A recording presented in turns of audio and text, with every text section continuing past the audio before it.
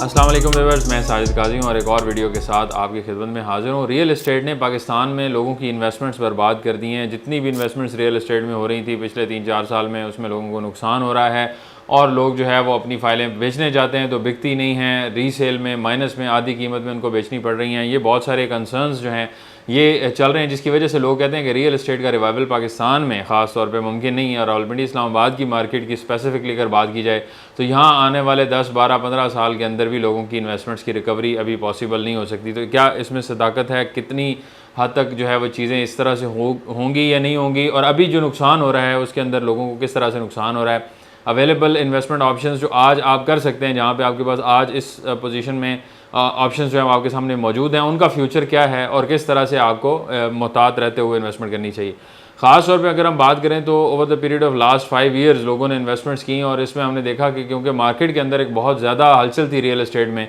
तो लोग हर तरह की इन्वेस्टमेंट्स में जाना शुरू हो गए और जो उनको नज़र आ रहा था उस तरह से उन्होंने इन्वेस्टमेंट की।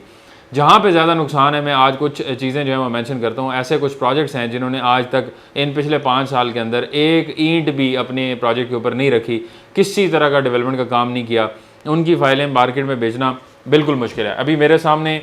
एक पैराडाइज इनक्लेव की फ़ाइल है, इसके अलावा इस्लामाबाद इनक्लेव है, इसके अलावा इनक्लेव के नाम से ही तकरीबन को 18 से 20 ऐसे प्रोजेक्ट्स हैं जिनके बारे में मैंने सुना तब जब उसके इफेक्टिव्स जो है वो हमारे पास फ़ाइल लेके आए, उसके अलावा हमें आइडिया नहीं था। इसके अलावा बहुत सारे और प्रोजेक्ट्स हैं जिनकी अगर बात की जाए तो जिन्होंने इनिशियली जिनके ग्रुप्स बहुत बड़े हैं, जैसे डिस्कवरी गार्डन्स हैं, जैसे उसके अलावा 7 वंडर सिटी है, GFS बिल्डर्स का प्रोजेक्ट है, दूसरा फलकनाज ग्रुप का प्रोजेक्ट है। कराची में बहुत बड़े डेवलपर हैं, यहाँ पे आके ये फ्लॉप हो गए, फेल हो गए। कैसे फेल हुए ये भी इसी वीडियो में आपके सामने मैं रखूँगा। और यहाँ पे जिन लोगों की इन्वेस्टमेंट्स हैं वो अगर रीसेल करने जाते हैं तो उसमें उनको लगता है कि यहाँ पे उनका ख़रीदार कोई नहीं है। और इसके अलावा मैं अब बड़ा ओपनली चीज़ें जो है वो आज आपके सामने रखने जा रहा हूँ रिगार्डिंग बहुत सारे ऐसे हाउसिंग प्रोजेक्ट्स जहाँ पे लोगों की इन्वेस्टमेंट जो है स्टक हैं और आगे स्टक रह सकती हैं। लेकिन उसकी वजह से बाकी जितने भी प्रोजेक्ट्स हैं, क्या वहाँ भी यही सिनेरियो होगा? क्या पार्क व्यू सिटी जो है उसके इन्वेस्टर्स के साथ भी इसी तरह से होगा? बिल्कुल नहीं, अभी भी नहीं हो रहा। बहुत सारे ऐसे लोग हैं जो जिनके फाइल्स प्रॉफिट में हैं, आप यकीन करें कि वो खामोशी से घर में बैठे होते हैं, वो कभी भी ये नहीं बताते कि जी हमने इतना प्रॉफिट ले लिया है। वो बिल्कुल बैठ जाते हैं, सुकून कर जाते हैं और हमें वो ब्लॉग्स पता हैं जहाँ पे प्रॉफिट जो है वो मिल रहे हैं। इसी तरह कैपिटल स्मार्ट सिटी है तो यहाँ भी प्रॉफिट में भी हैं लोग, इफेक्टिव्स भी हैं। इसी तरह से हर सोसाइटी के अंदर इफेक्टिव्स भी होते हैं और वो लोग भी होते हैं जिन्होंने फ़ायदा लिया। अब प्रॉब्लम ये है कि फ़ायदा लेने वाले लोग जो हैं वो सामने नहीं आते। इफेक्टिव्स जो हैं वो आपको हर जगह पे मिलेंगे, हर तरफ मिलेंगे और बहुत ज़्यादा इफेक्टिव्स जो हैं वो कमेंट्स भी कर रहे होते हैं, नेगेटिव चीज़ें भी आ रही होती हैं सामने और उन्हीं की तरफ से आ रही होती हैं। जैसे गुलबर्ग ग्रीन्स की मैंने एग्जांपल दी थी तो उसमें इफेक्टिव्स तो बहुत ज़्यादा आ रहे थे सामने, लेकिन जो असल प्रॉब्लम थी, जो इशू था, जो जड़ थी, वो कोई नहीं सामने ला रहा था। मैंने उसके ऊपर ये बात की कि ये रेंटल रिटर्न वाले स्कैम्स के अंदर फंसे हुए हैं लोग, तो उसमें गलती जो है वो बराबर की गलती है। यानी आपने देख लिया था कि बिल्डिंग अभी स्टार्ट नहीं हुई, आपने देख लिया था कि ये डेवलपर जो है इसने अभी काम शुरू करना है, तो ये आपको रेंट कैसे दे रहा है? आप सारे के सारे पैसे उसे कैसे दे सकते हैं? आप अपना घर उसके नाम पे ट्रांसफ़र कर रहे हैं, आप अपनी दुकानें उसके नाम पे ट्रांसफ़र कर रहे हैं, कोई फिजिकल प्रॉपर्टी है, पोजेशन है, वो ट्रांसफ़र कर रहे हैं और बदले में क्या ले रहे हैं? एक लेटर ले रहे हैं जिसके ऊपर लिखा हुआ है कि आपकी ग्राउंड फ्लोर की दुकान है, फर्स्ट की है, ये 21st फ्लोर की दुकान है और इसके अंदर आपको महाना इतना रेंट मिलना शुरू हो जाएगा। तो इसमें और डबल शाह स्कीम में कोई फ़र्क तो ना हुआ? तो फिर ऐसी इन्वेस्टमेंट्स अगर स्टक होती हैं तो ये मार्केट के साथ इसका कोई लेना देना नहीं है। ये पाकिस्तान में भी हो सकता है, ये आपके साथ दुनिया में कहीं भी हो सकता है, क्योंकि ये आपकी अपनी उस लापरवाही की वजह से हुआ है और इस लापरवाही की वजह से आगे भी नुकसान, अगर मार्केट ओपन हो जाती है फिर भी इस तरह के नुकसान जो हैं वो आपको देखने पड़ सकते हैं। लेकिन वो इन्वेस्टमेंट्स जहाँ पर आपने अपने पैसे जो है वो इन्वेस्ट किए हैं और आप अपनी इंस्टॉलमेंट्स रेगुलर दे रहे हैं और आपको फिजिकल पोजेशन उन प्रॉपर्टीज़ के मिल रहे हैं, तो वहाँ पे किसी किस्म का कोई नुकसान नहीं है। मैं 30 साल का कंपैरिजन हमेशा बताता हूँ और इसमें मैंने बहुत सारी वीडियोस देखी मार्केट के अंदर और भी बहुत जो अच्छे काम करने वाले रियल एस्टेट डेवलपर्स भी हैं और रियल एस्टेट यूट्यूब के ऊपर जो वीडियोज़ बनाते हैं उन्होंने भी बहुत सारे इसके ऊपर कंपैरिजन किए। तो मैं अब सारी चीज़ें जो हैं, कुछ मेरे क्रेडिट पे जो 1996 से 2025 तक का जो एक डिफरेंस मैंने आपको बताया कि 1 लाख रुपए की ज़मीन जो है वो 1.25 करोड़ से 1.5 करोड़ रुपए की है आज, अगर उसको कंपेयर करें तो इसके मुकाबले में गाड़ियों के ऊपर जो है वो इस्माइल भाई ने वीडियो बनाई थी रिसेंटली प्रॉपर्टी नामा के ऊपर और उन्होंने एग्जांपल दी कि अगर आपके पास 1986 में आपने करोला गाड़ी खरीदी थी, उसके पैसों में अगर आपने उसी के बदले ज़मीन खरीदी होती 50,000 लाख रुपए की, तो आपकी वो ज़मीन आज 6-7 अरब रुपए की है। तो वो एक और ऐसा जो एक केस स्टडी है या एक कंपैरिजन है जो आप कर सकते हैं कि गाड़ियों में इन्वेस्ट करने वाले बमुकाबला प्रॉपर्टी में इन्वेस्ट करने वालों को क्या फ़ायदा हुआ। तो आप जब लॉन्ग टर्म सोचेंगे, आप सिर्फ शॉर्ट टर्म के अतबार से इसलिए इस तरह से नहीं सोचेंगे कि मैंने आज पैसे लगा दिए मुझे कल उसका मुनाफा चाहिए। रियल इस्टेट में बहुत सारे लोग इस चीज़ के ऊपर जाते हैं। मैंने आज़ाद चाय वाला जो वीडियो बनाई उन्होंने रियल इस्टेट के वाले से, जी फाइल्स में कभी भी इन्वेस्ट ना करें, प्लाटों में इन्वेस्ट ना करें, उसमें नुकसान होता है, मैंने नुकसान उठाया है। तो मैं उसके ऊपर भी बात करूंगा कि वो नुकसान भी इसी वजह से उठाया है कि प्लॉटों में इन्वेस्ट करना इसलिए तो नहीं करना होता कि आपने उससे रेगुलर इनकम जनरेट करनी है।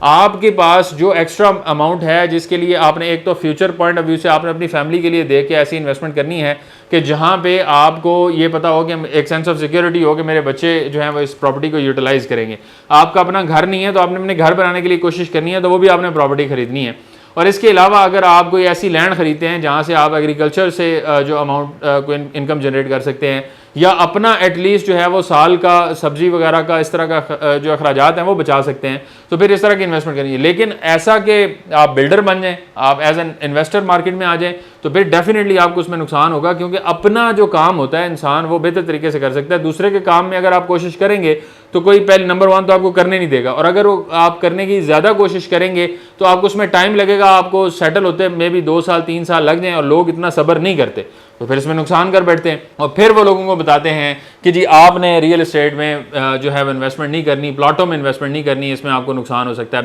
बहरहाल वापस अपने पॉइंट पर आते हैं कि वो तमाम लोग जिन्होंने अपनी प्रॉपर्टीज़ यहाँ पे खरीदी हुई हैं रावलपिंडी इस्लामाबाद की मार्केट में, उनके पास फिजिकल पोजेशन वाली प्रॉपर्टीज हैं, उनको किसी किस्म का कोई नुकसान नहीं है। सिर्फ वो 7-8 साल 10 साल अगला जो आने वाला टाइम है उनके लिए वो देखें, तो आप आज की प्रॉपर्टीज़ में और 7-8 साल बाद की प्रॉपर्टीज़ में, 10 साल बाद की प्रॉपर्टीज़ में ज़मीन आसमान का फ़र्क देखेंगे। इसके अलावा अगर हम बात करें तो जो फाइल्स हैं उसके अंदर वो तमाम फाइल्स जिनके ऊपर लोगों ने इंस्टॉलमेंट देना रोकी हुई हैं, फैसल टाउन फेज़ 2 के अंदर अभी ओवरसीज़ ब्लॉक के अंदर बुकिंग चल रही है। उसके अलावा जो दूसरी है जो इनिशियल बुकिंग उन्होंने लॉन्च की थी मुख्तलिफ जो रेट्स के ऊपर है, 28 लाख वाली बुकिंग है, उसके अंदर भी 9 इंस्टॉलमेंट या 10 इंस्टॉलमेंट दे के आप अपने ट्रांसफ़र ले सकते हैं। वो भी ऑप्शन इस टाइम अवेलेबल हैं। लेकिन वो तमाम लोग जो इधर इंस्टॉलमेंट्स नहीं दे रहे, वो ये जहन में रखें कि इवेंचुअली उनको इकट्ठी पेमेंट्स जो हैं वो देनी पड़ेंगी, और फिर उनको हो सकता है कि पोजेशन भी उनका लेट हो जाए, उनको आगे मिले 5 साल में जो उनको पोजेशन मिलना है वो 5 साल में हो सकता है ना मिले, और उसकी वजह से फिर वो शोर करेंगे जी हमें पोजेशन नहीं मिला, ये नहीं हुआ, वो नहीं हुआ, और पता ये चलेगा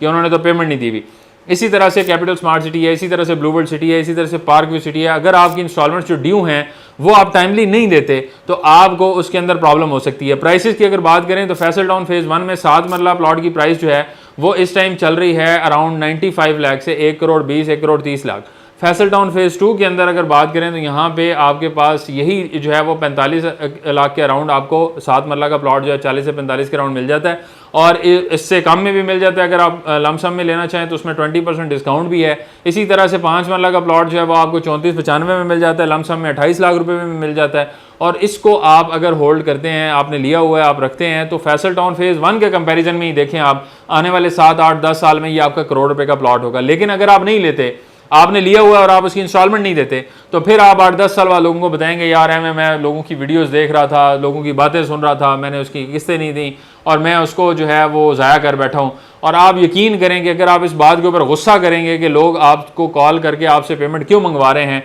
तो इसके अंदर भी आपका अपना नुकसान है। बिकॉज उसकी सबसे इंपॉर्टेंट चीज़ ये है कि आपने जो पेमेंट अदा करनी है वो आपके ज़िम्मे वाजिब अदा है, वो आपने करनी है, तब प्लॉट आपको मिलना है। अगर आप ये कहते हैं नहीं जी सोसाइटी क्या कर लेगी, हमने पैसे दिए हुए हैं और हमें प्लॉट चाहिए, हम तो लेंगे प्लॉट बाद में भी, अभी हम नहीं दे सकते तो ये हो गया वो हो गया, यानी हमने शुरू में दिया और अब हम नहीं दे सकते। बात ये कि आप नहीं दे सकते अगर, तो उसका आप ऑल्टरनेट देखेंगे, आप सोसाइटी से जाके डिस्कस करेंगे, आप उनको बताएंगे कि हमने इनिशियली आपके साथ इन्वेस्ट किया है, हम आगे नहीं चल सकते, ये पेमेंट प्लान है। अगर तो सोसाइटी उसमें आपको कोई कंपनसेशन देती है या आपको टाइम फ्रेम देती है तो वो उनकी सवाबदीद है, वो दे सकते हैं तो देंगे, नहीं दे सकते तो आपको इनकार कर देंगे। तो फिर आपको रिक्वेस्ट करनी चाहिए कि आप अपने पैसे रिफंड करवा लें टाइमली, ताकि आपको कोई डिडक्शन वगैरह का सामना ना करना पड़े, आप टाइमली अपने पैसे लें और आप उसको क्लियर कर लें। लेकिन अगर आप ये कहें कि नहीं बाद में हमें प्लॉट भी मिले, हम उस टाइम पैसे साथ साथ देते रहेंगे, बाद में देखी जाएगी, फिर इंस्टॉलमेंट प्लान भी हमें नहीं मिले, तो ऐसा नहीं होता। ये आपको चीज़ें ज़हन में रखनी है कि अगर आपने अपनी इन्वेस्टमेंट जो है उसको सिक्योर करना है तो फिर आपको अपनी रकम जो है उसको टाइमली अदा करना है।